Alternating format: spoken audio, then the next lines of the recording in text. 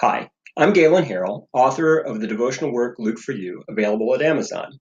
Today I'm reading the second of three readings that I am making available on video so that you can get a feel for what Luke for You is all about. Today I'm reading from chapter 6, which comes from Luke chapter 5, verses 1 through 11, and it's entitled Listening and Listening. We can listen, and then we can listen. We know the difference in ourselves and often recognize this with others. After Jesus' temptation, he begins real ministry, healing, instructing, and exercising. He is having the wow effect, getting people to pause for a moment of amazement and giving them something to talk about around the dinner table when they get home. That might be the extent of it. We're not seeing a lot of following yet. So we ask the question, if Jesus' message is for all, who's listening? Really listening? In Luke 5, Jesus is speaking the word of God, and we have a crowd much like what John the Baptist has had. We are next to the Sea of Galilee, and Jesus quickly surveys the area and decides it would be easier to speak from one of the boats nearby. It's Simon Peter's. Jesus sits in the boat and asks Simon to put out a little from shore and starts to speak. Who is listening? Well, we presume the crowd and Simon. But there is listening and there is listening, and Simon hasn't quite been listening. Jesus, however, has been listening to everything. Well, of course, he was the one speaking. That's not what I mean.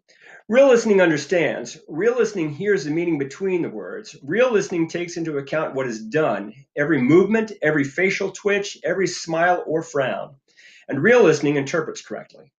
Look at it this way. If the Word of God is living and active, dividing soul and spirit and joint and marrow, and Jesus is the Word, well, get this. Yes, Jesus is speaking, but he's also listening, and he has read Simon Peter like a book.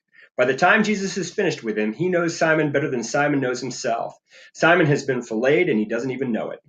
So Jesus finishes speaking, and we can almost hear Simon say, "Okay, Jesus, you've got some interesting things to say, even if some of it does seem to be over the top. And you did heal my mother-in-law, but so what? You haven't been listening, Simon. You don't get it at all. This is not a game. Go fish." Simon could say no at this point and has plenty of fisherman-type reasons to do so. "You've already borrowed my boat, Jesus, and if you knew anything about this business, you would be able to tell we've just had a long, hard, fishless night."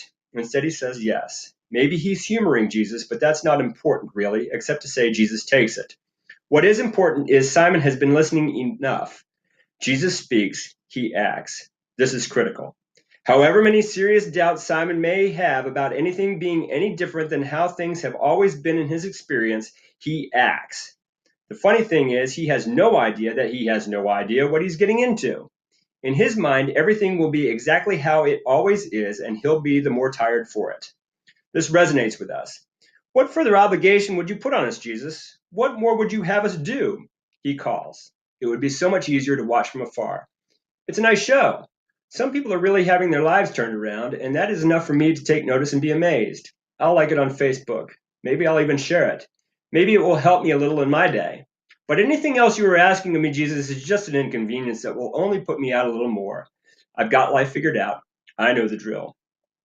Have you ever had one of those aha moments? Simon's about to have one. Again, the important thing is that he acts. No matter how we come to it, no matter what kind of misgivings we may have, no matter what kind of attitude we might be harboring, the act is important.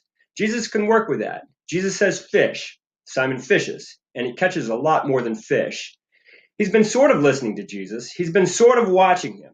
He may have even been amazed, but when the boats are so full of fish they are about to sink, everything he has ever seen and heard in Jesus becomes real.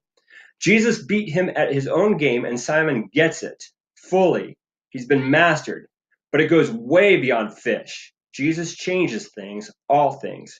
Simon sees himself for who he is and can't stand in the presence of holiness. He falls to his knees and begs Jesus to leave him. Isn't that so often what we want? Honestly, it's much easier to send Jesus away, stay put, and not change. I've got my flaws, but if I can just live my life, take care of my family, and fit in with the general way things are or the way things I know to be, great. When I am confronted with Jesus, not only is it uncomfortable, it is embarrassing. Not only is it embarrassing, it is a cause of depression. I can't live up to that. My best doesn't come close to good enough. But once again, we're thinking too big. We are thinking of the end. What was important was the doing in the beginning. Jesus, it doesn't make any sense, but because you say so. What are we getting into? We don't know.